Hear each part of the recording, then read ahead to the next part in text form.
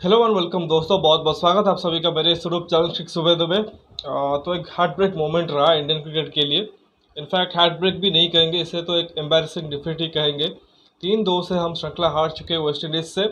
जी हाँ, यही West Indies है जिसपे हमने एक तरीके से सोच लिया था कि जब सीरीज स्टार्ट नहीं हुआ था और हम कैरेबियन टूर करेंगे तो 10-0 से जीत के आएंगे। 2 टेस्ट मैचेस, फिर 3 ODIs और फिर 5 T20 मैचेस, तो कुल 10 मैचेस हैं। 10 के 10 जीत के आएंगे। और इफ़ आई रिमेंबर करेक्टली 2019 में भी शायद यही हुआ था जब वर्ल्ड कप हार के बाद गए थे। तो वहाँ पे सारे के सारे मैचेस जीत के ही आए थे। तो यहाँ पे भी एक WTC का फाइनल हम हार के 1 महीने के ब्रेक के बाद वेस्ट इंडीज़ गए हुए थे। और इनफैक्ट मुझे अभी भी याद है, मैंने उस वीडियो में कहा था, इनफैक्ट सोशल मीडिया पे वही चीज़ चल रहा था कि हम वेस्ट इंडीज़ का सीरीज़ क्यों ही कर रहे हैं। क्योंकि एक तरफ देखिए वेस्ट इंडीज़ की टीम ऐसी है कि वो वर्ल्ड कप के लिए क्वालिफाई नहीं कर पा रहे हैं। 2022 का T20 वर्ल्ड कप उन्होंने मिस किया था। 2023 में भी जो अभी वनडे वर्ल्ड कप होगा अगले 2 महीने में, वो भी मिस करेंगे। लेकिन उसके बावजूद हम वहाँ पर ट्रोल कर रहे थे।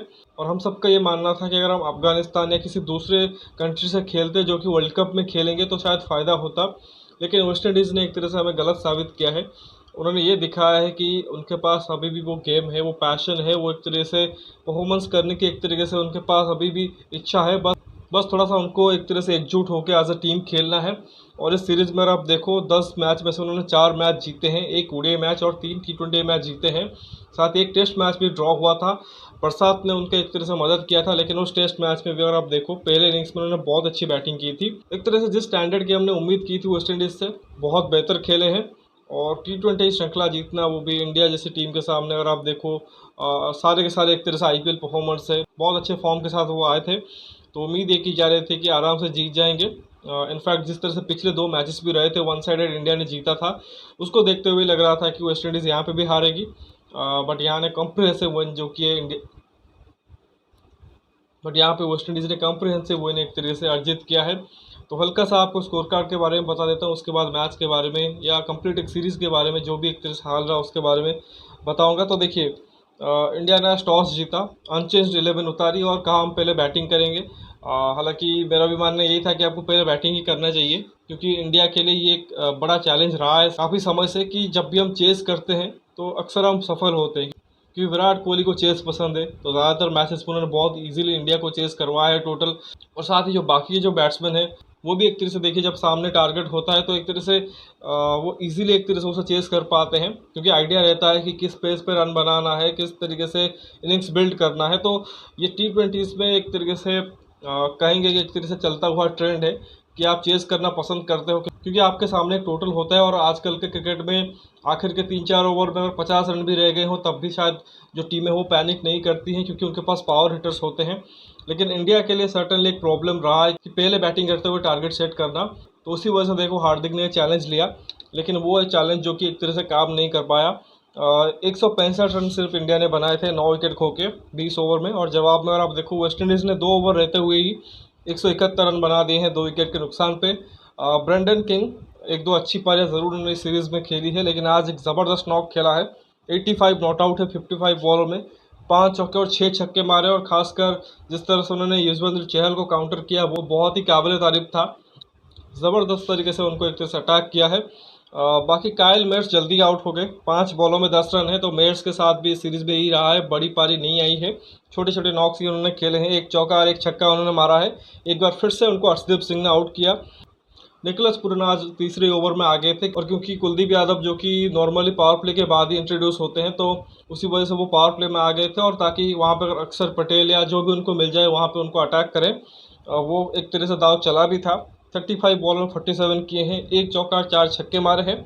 और नीचे से सही होप ने आके नंबर 4 पे 13 पे 22 किए हैं, 1 चौका और 1 छक्का मारा है।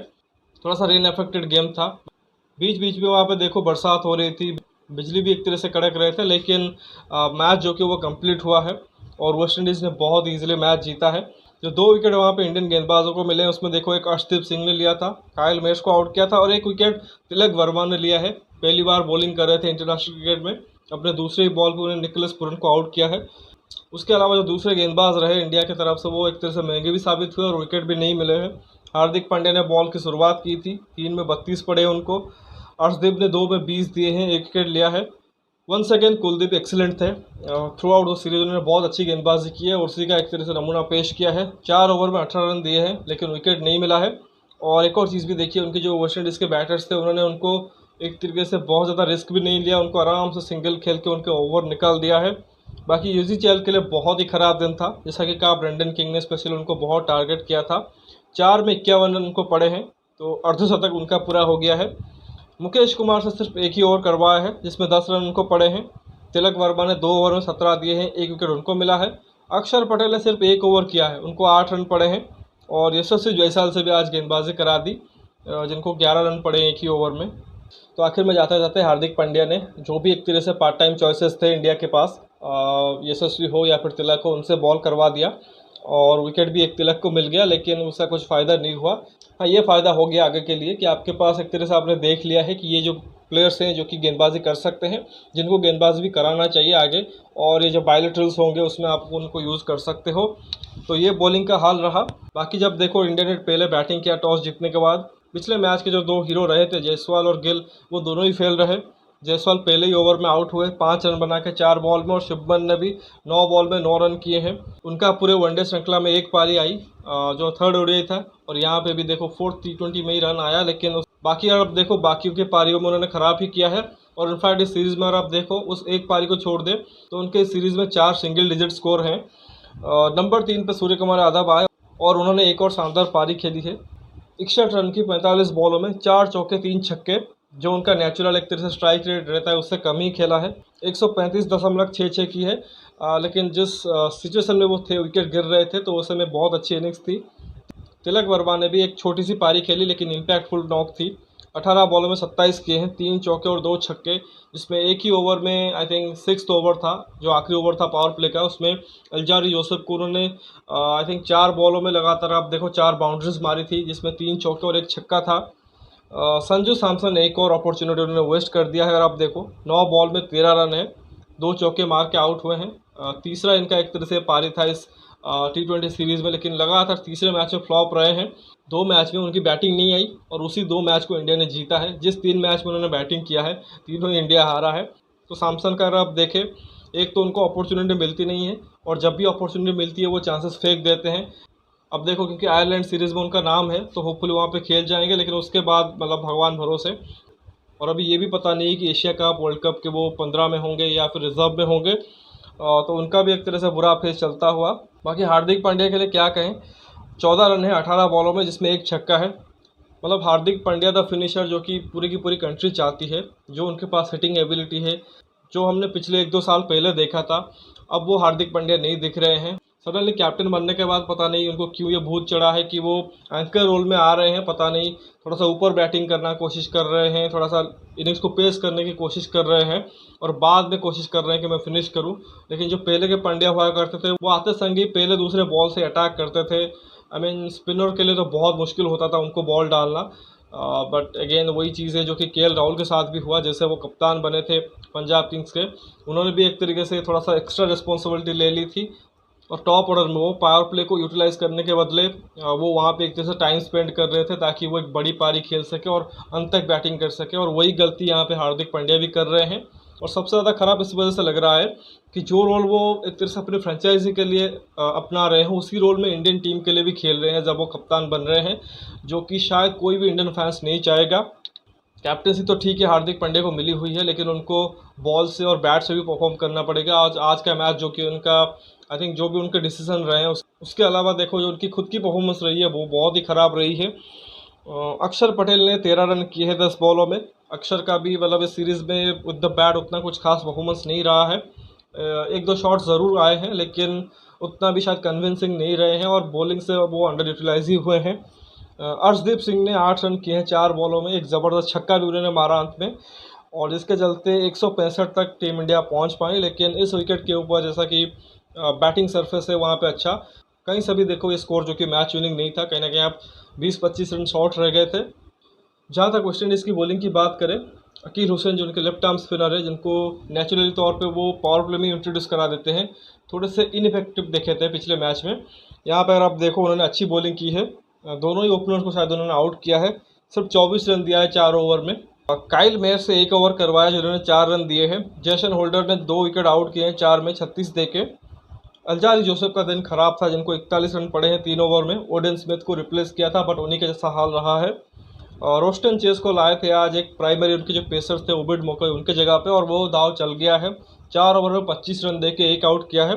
लेकिन सबसे सफल गेंदबाज थे आज रोमेरियो शेफर्ड, ऑलराउंडर है। 4 में 31 देके 4 आउट किए हैं और in fact man of the match भी शायद वही बने हैं। जी प्लेयर ऑफ द मैच वही बने हैं। तो ये एक तरह से मैच का जो स्कोर कार्ड था। लेकिन अब देखिए हम सीरीज़ हार चुके हैं और मतलब एक तरह से जैसा कि पहले भी कह रहा था कि हार्ट ब्रेकिंग नहीं है, ये एक तरह से एम्बारेसिंग डिफीट है। लेकिन दूसरी तरफ पे वेस्ट इंडीज़ के लिए अगर आप कहोगे बहुत बड़ा मोमेंट है। 2022 के वर्ल्ड कप, 2023 के वर्ल्ड कप के मेन स्टेज के लिए क्वालिफाई नहीं करना और उसके बाद आके इंडिया जैसे टीम को एक तरह से यहाँ पे सीरीज़ हराना, और इससे पहले जाके साउथ अफ्रीका में भी उनको सीरीज़ हरा के आए हैं T20 का। तो एक तरह से बहुत बड़ी एक तरह से अचीवमेंट है उनके लिए, नॉट जस्ट कि उनके प्लेयरों के लिए बल्कि पूरे के पूरे जो उनके फैंस हैं जो कि चीयर कर रहे थे अपनी कंट्री के लिए, उनके लिए भी। एक और चीज़ है, कुछ एक तरह से जो स्टैटिस्टिक्स आ रहे थे, कुछ रिकॉर्ड्स एक तरह से टूटे हैं कि फर्स्ट टाइम इंडिया जो की है वो किसी सीरीज़ में 3 मैच हारी है T20 के, मतलब 3 या उससे ज़्यादा मैचेस में। इसके अलावा 5 मैच की T20 श्रृंखला शायद इंडिया ने पहली बार हारी है। इससे पहले इधर जीते थे या फिर ड्रॉ हुए थे, लेकिन फर्स्ट टाइम वो 5 मैच की श्रृंखला वो हारे हैं। पिछले अगर आप 25 महीने देखें उनमें से शायद एक भी एक तरह से T20 बायलैटरल सीरीज़ हम नहीं हारे थे। शायद 11 सीरीज़ हमने जीते थे और एक सीरीज़ ड्रॉ भी हुआ था, और ये सीरीज़ जो कि पहली बार हारे हैं। और 2006 के बाद पहली मरतबा वेस्ट इंडीज़ ने सीरीज़ जीता है इंडिया के अगेंस्ट वेस्ट इंडीज़ में। वहाँ पर अगर आप देखो 2006 में राहुल द्रविड़ कैप्टन थे और इस बार वो कोच हैं। हार्दिक पांड्या की कैप्टनसी में वो हारे हैं। और वो जो हार्दिक पांड्या ने बात कही थी कि मैं थोड़ा सा यूनिक बनना चाहता हूं, तो ये जो यूनिक रिकॉर्ड है उन्होंने बना लिया है, जिसके लिए वो ट्रोल हो रहे हैं सोशल मीडिया के ऊपर। तो देखते हैं आगे क्या होता है। तो फिलहाल इस वीडियो में बस इतना ही। आशा करता हूं कि वीडियो आपको पसंद आएगा। वीडियो को लाइक करें, साथ ही चैनल को सब्सक्राइब जरूर कर दीजिए, और अभी तक आपने अगर सब्सक्राइब नहीं किया है तो सब्सक्राइब जरूर कर दीजिए और दोस्तों तक शेयर भी कर दीजिए ताकि वो लोग भी एक तरह से सब्सक्राइब कर ले। बाकी कमेंट सेक्शन में अपना राय ज़रूर रख सकते हैं, फीडबैक ज़रूर रख सकते हैं। क्या आपकी राय है एक तरह से इंडियन क्रिकेट की जो एम्बैरेसिंग डिफीट रही वेस्ट इंडीज़ के सामने, उसको लेके। बाकी नोटिफिकेशन की घंटी दबा लीजिए ताकि हर एक वीडियो की अपडेट आपको टाइम टू टाइम मिलती रहे। मिलते हैं अगले वीडियो में, तब तक धन्यवाद, जय हिंद।